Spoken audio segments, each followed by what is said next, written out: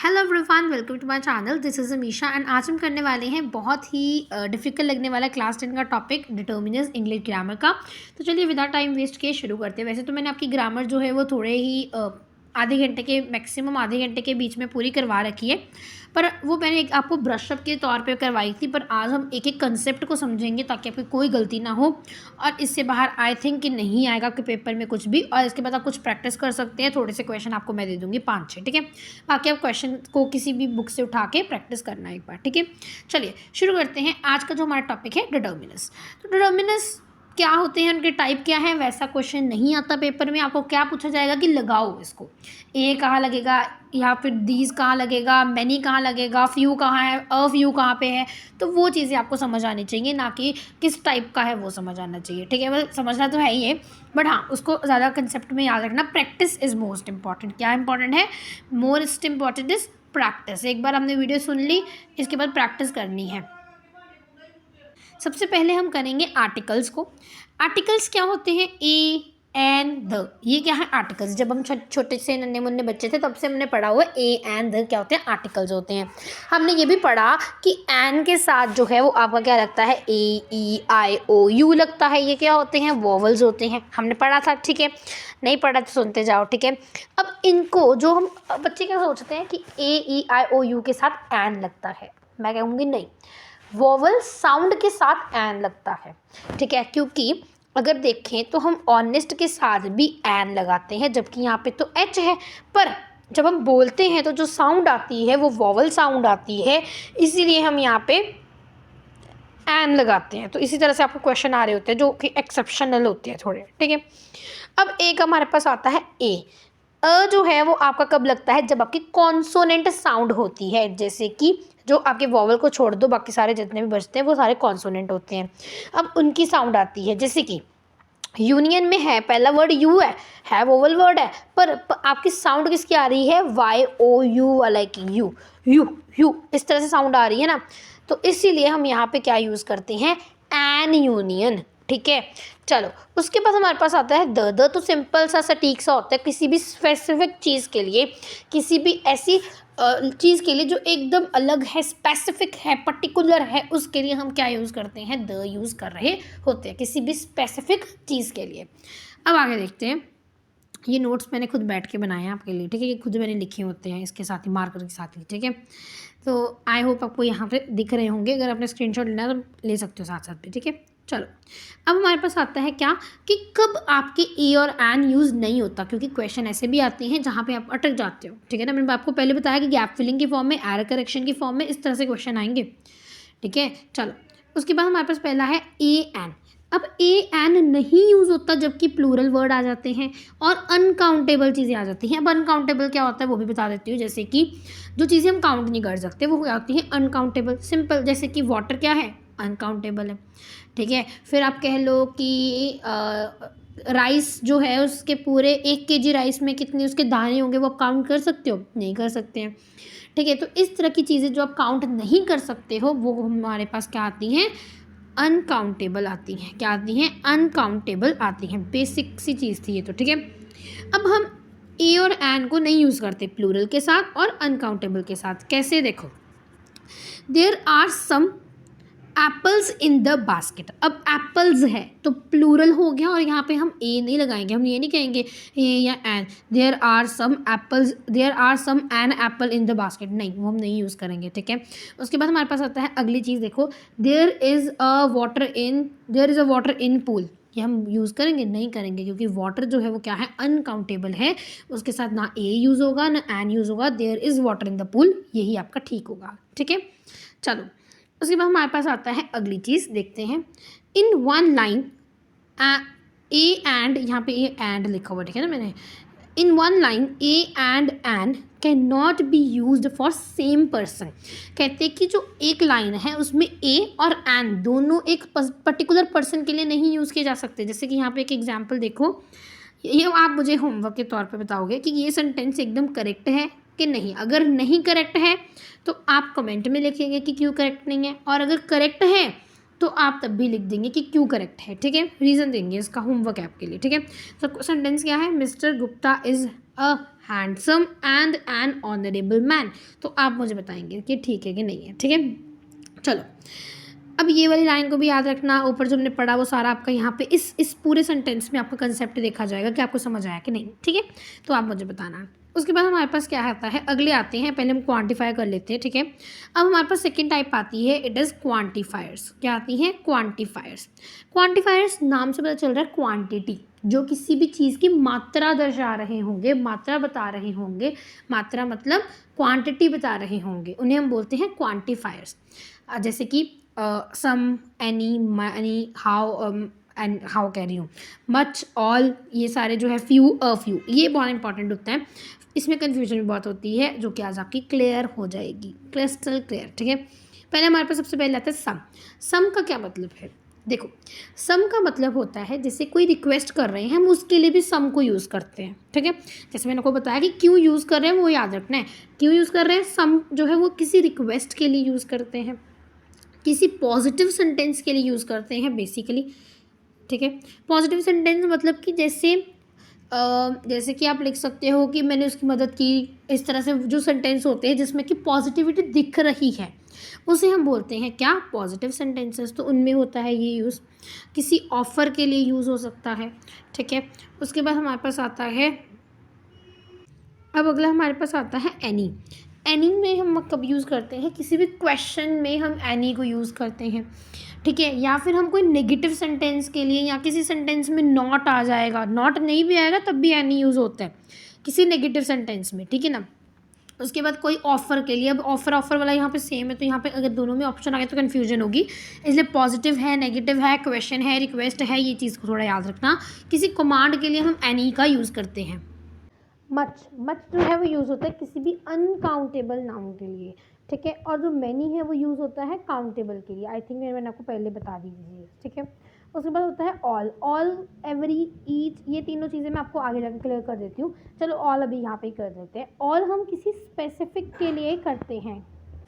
ठीक है, ऑल जो है वो हम किसी के लिए करते हैं, किसी स्पेसिफिक चीज़ के लिए, हर कोई चीज़। मैं आपको एग्जांपल के थ्रू बाद में बताऊंगी। ठीक है, ऑल को हम यहाँ पे कर लेते हैं मार्क। अगर मैं भूल जाऊंगी ना और तो कमेंट में लिख देना, मैं अलग वीडियो में बता दूंगी। ठीक है, चल आगे देखते हैं। अगला हमारे पास आता है फ्यू और a few. Very important, very very important, ध्यान से सुनना बस। ठीक है, इसके अलावा मुझे कोई डिफरेंस नहीं मिल रहा था, पता है, इनमें समझ नहीं आ रहा था कि इसके अलावा क्या ही डिफरेंस हो सकता है। ठीक है, तो यहाँ पे ध्यान से सुनना। जो फ्यू है वो नेगेटिव सेंटेंस के लिए यूज़ होते हैं, और अ फ्यू जो है वो पॉजिटिव सेंटेंस के लिए यूज़ होता है। फिर से सुनेंगे, क्या बोला, देखो फ्यू मतलब किसी भी नेगेटिव सेंटेंस के लिए।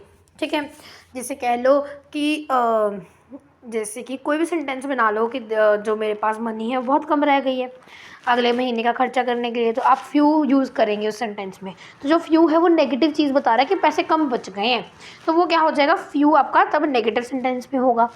अब अ फ्यू कह देंगे कि हाँ हमारे कंट्री में पुअर लोगों की क्वांटिटी बहुत कम है। अब ये सेंटेंस क्या है, अच्छा है, पॉजिटिव है, तो इस सेंटेंस के लिए हम क्या यूज़ करेंगे, अ फ्यू यूज़ करेंगे, सिंपल। उसके बाद हमारे पास आता है कुछ लेस क्वांटिटी के लिए, कुछ बहुत लेस क्वांटिटी के लिए हम यूज़ करते हैं फ्यू, पर जो ठीक ठाक होती है, फ्यू से ज़्यादा होती है, उसके लिए हम अ फ्यू यूज़ करते हैं। क्लियर, एक बार फिर से देख लो। जैसे कि मैं कहूँ कि बहुत कम, बहुत ज़्यादा कम है तो वो फ्यू हो जाएगा, कम है तो वो आपका अ फ्यू हो जाएगा। अब थोड़ा ठीक हो गया। ठीक है, चलो आई होप इधर तक समझ आ गई चीज़ें। हमने अभी तक आर्टिकल वाला पूरा देख लिया, समझ गए, आर्टिकल्स तो अच्छे से समझ आ गए होंगे। क्वांटिफायर हमने देख लिए, some, many, much, any, all, few और अ फ्यू। ठीक है, चलो अब नेगेटिव सेंटेंस के लिए कौन सा यूज़ होता है, फ्यू, और कौन सा यूज़ हो रहा था पीछे, यहाँ पे भी एक था ना ये वाला, एनी। ठीक है, चलो अब हमारे पास आता है अगला हमारे पास क्या है, डिस्ट्रीब्यूटिव। डिस्ट्रीब्यूटिव क्या है कि जैसे आइदर, ईच, नाइदर, एवरी, ये वाले जो वर्ड्स होते हैं ये डिस्ट्रीब्यूटिव में आएंगे। ठीक है, this is your third type. ठीक है, देखो पहला हमारे पास क्या आता है, एवरी। एवरी मतलब कि किसी ग्रुप में बता रहे हैं, जैसे एवरी स्टूडेंट्स। ठीक है, एवरी स्टूडेंट जो है वो क्या है, हर कोई बच्चा, तो वो ग्रुप बता रहा है तो वो एवरी हो जाएगा।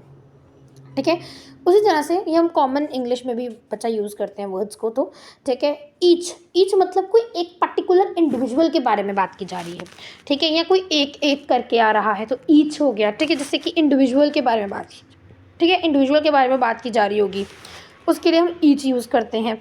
अब आइदर और नाइदर में पता नहीं क्यों ही कन्फ्यूजन होती है, सिंपल तो है। देखो, आइदर का मतलब है कि आपके पास ऑप्शन है, आइदर मतलब या तो ये या तो ये, आइदर दिस या फिर दिस, ठीक है। तो नाइदर जो है उसका क्या मतलब होता है कि आपके पास कोई ऑप्शन नहीं है, आप कह रहे हो ना ही मैं ये चॉइस को अच्छी लगी मुझे, ना ही मुझे ये चॉइस अच्छी लगी, ठीक है। जैसे कि आप मान लो, जैसे हम करते हैं ना आइदर और नाइदर नॉर, मतलब कि नाइदर के साथ नॉर है, मतलब कि ये ना ही वो चीज़ लेनी है ना ही वो चीज़।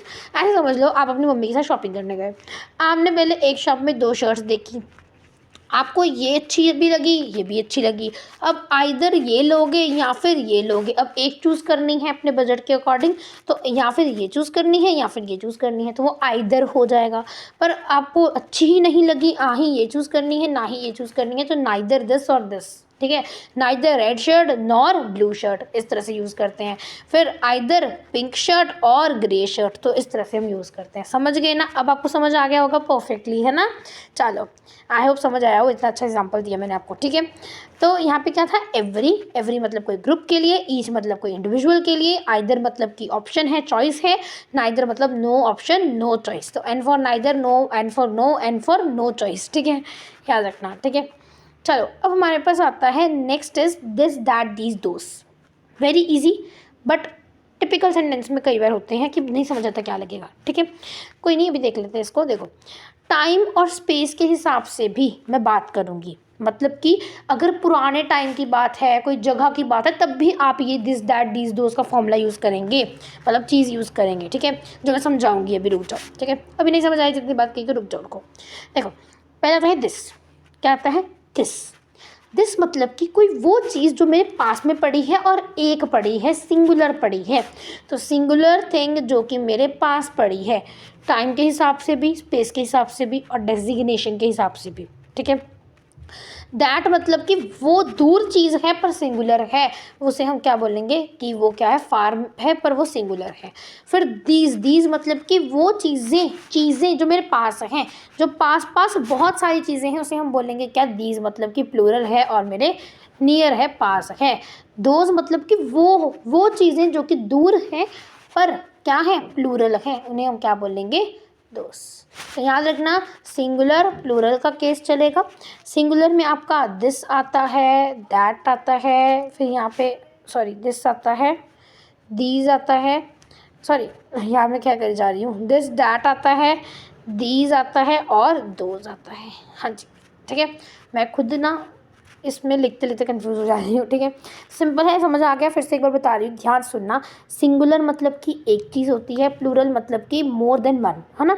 तो सिंगुलर के लिए हम दिस यूज़ कर रहे हैं, मतलब मेरे पास है, नियर है। दैट मतलब कि मेरे दूर है, फार है। दिस मतलब दीज मतलब कि मेरे पास में वो चीज़ जो कि क्या है, प्लूरल में है। और दैट मतलब कि वो चीज़ जो दूर है पर वो क्या है, प्लूरल में है, तो वो क्या हो गई, फार हो गई, ठीक है। ये छोटे थे हमने किए होंगे, पिक्चर्स बना के देते थे मैम, एक इधर पिक्चर बना देते थे, एक पेज के एंड पे पिक्चर बना देते थे, दिस से के दैट है वो बताओ, है ना, इस तरह से होता था। चलो कोई नहीं, आगे देखते हैं।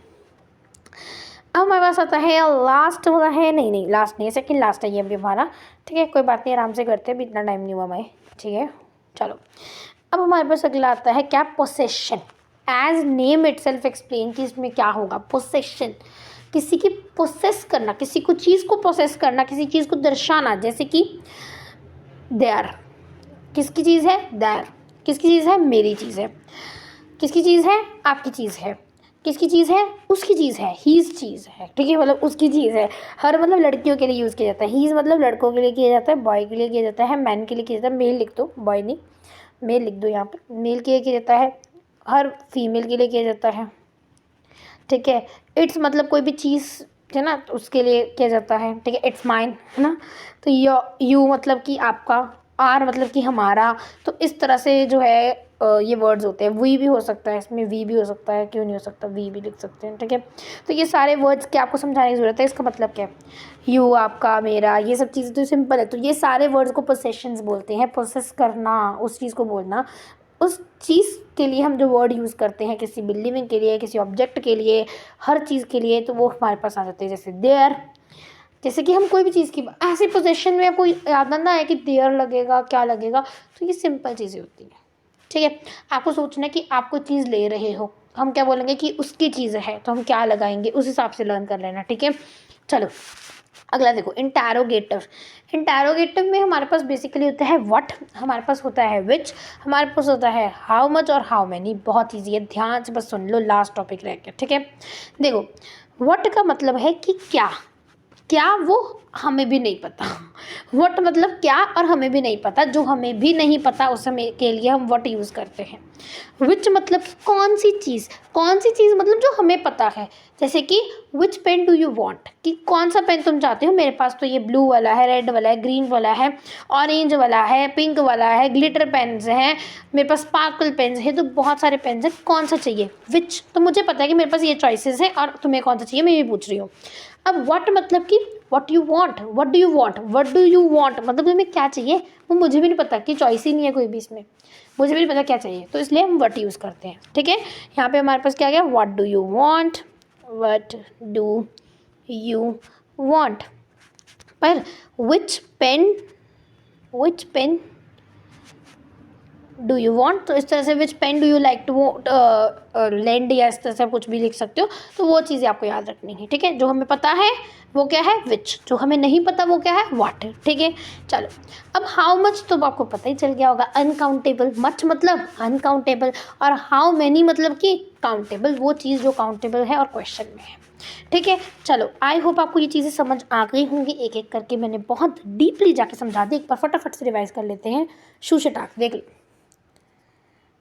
इसका स्क्रीनशॉट ले रखना, ठीक है, स्क्रीनशॉट ले रखना। चलो देखते हैं अभी हमने क्या पढ़ा, अभी हमने पढ़ा, फटाफट से देखते हैं, फटाफट से देखते हैं। अभी हमने पढ़ा डिटर्मिनर, पूरा डिटर्मिनर नहीं मैं लिखने बैठने हूँ, मिटाओ इसको, पहले इसको पूरा डिटर्मिनर लिखूंगी तो बस इसे ही बैठी रहूँगी। डिटर्मिनर्स, डिटर्मिनर्स हमारे पास क्या होते हैं, सबसे पहले हमारे पास होते हैं आर्टिकल्स। आर्टिकल्स में हमारे पास होता है ए एन और द, ए एन और द, ए एन और द कोई स्पेसिफिक चीज़ के लिए, एन कोई वॉवल साउंड के लिए, और ए कॉन्सोनेंट साउंड के लिए। उसके बाद हमने देखा क्या, पोसेशन, मैं मिक्स बोल रही हूँ जो मेरे दिमाग में आ रहा है पहले। पोसेशन क्या होता है, पोसेशन मतलब कि माई, देयर, हीज, हर, वो सारे, ठीक है। उसके बाद है क्वांटिफायर, क्वांटिटी बता रहे हैं कितना है, फ्यू, लिटल, इस तरह से लिटल भी होता है, लिटल मतलब थोड़ा सा, है ना। तो जो मैंने आपको बताया वो मेन थे, सम, एनी, फ्यू, मैनी, मच, ये सारे, अ फ्यू, तो ये सारे हो गए आपके ऑल। उसके बाद हमारे पास था, एक था हमारे पास एवरी वाला, है ना। तो उसमें क्या था कि एवरी हो गया, डिस्ट्रीब्यूटिव था ना, तो ईच, एवरी, नाइदर, आइदर, ये सारे आपके हो गए। फिर हमने दैट, दीज, दोज, ये सब किए। उसके बाद हमने क्या किया, उसके बाद हमने और किए थे जो इंटरोगेटिव थे, जिसमें हमारे पास व्हाट, है ना, अभी किया व्हाट, विच, व्हाट मतलब जो हमें नहीं पता, विच मतलब हमें पता है कौन सा पेन चाहिए, ठीक है, इस तरह से याद रखना। तो ये सारे हमारे पास होते हैं। I hope you can understand it very clearfully, ठीक है जी, केयरफुली आपने समझ लिया होगा। एक हमारे पास ना कार्डिनल और नंबर्स भी होते हैं, जिसमें 100, 3, 2, इस तरह से नंबर्स यूज़ होते हैं, उसे बोलते हैं कार्डिनल्स या नंबर्स। जो मुझे इंपॉर्टेंट लगे मैंने तो आपको वही समझाया, बेसिकली यही रह गया बस, एक कार्डिनल और नंबर्स, इसमें आपके नंबर होते हैं, ठीक है। अब इस एक्सरसाइज का फटाफट से स्क्रीनशॉट लो, और मैं आपको क्वेश्चन पढ़ के तो वैसे बता देती हूँ एक बार, पर आंसर आपको कमेंट में लिखने हैं, ओके डन। चलो पहले एक क्वेश्चन बता, चलो ओके, पर फिर भी एक बार पढ़ के बता देती हूँ, पर आंसर आप करोगे, ठीक है ना, आंसर तो आप ही करोगे भाई, ठीक है, कमेंट में कर देना, ठीक है। आई will pin that comment which is giving accurate answer, ठीक है। जो भी इंसान, जो भी बच्चा सही आंसर देगा उसके मैं पिन कर दूँगी कमेंट को, ठीक है। Can you pass me dash pen from the table, ओह आ ही गया देखो, पर यहाँ पे क्या है, आर्टिकल है, ठीक है, पेन की बात है पर आर्टिकल है। Can you pass me dash pen from the table, I brought dash new book yesterday, the dash मतलब dash dog over there is very friendly. She gave me dash apple from her basket. We are going to dash concert tomorrow night. ठीक है, quantitative है यहाँ पे, आपको paper में इस तरह से नहीं आते, ये सिर्फ आपकी प्रैक्टिस के लिए इस तरह से डाले गए हैं. ठीक है, क्वांटिटेटिव है जैसे कि how dash students are attending the seminars today, तो यहाँ पे क्या लगेगा, हाउ मेनी. ठीक है ठीक है ठीक है, आपको समझ आ ही गया होगा. ठीक है, चलो. I need dash sugar for the recipe, तो यहाँ पे आई नीड क्या लगेगा, कुछ शुगर चाहिए, सम शुगर. ठीक है, तो मैं हिंट ऐसे देती जा रही है वैसे. ठीक है, there are dash people waiting outside the store. There are कौन पीपल होंगे, देखो. She ate dash of the cakes living only at a small piece. Dash of the books on the shelf belongs to me. तो ये सारे आप करके pin में कर देना. ठीक है, मतलब कमेंट कर देना. I will pin it out. Bye bye for now. I hope आपको समझ आया हो. Bye bye.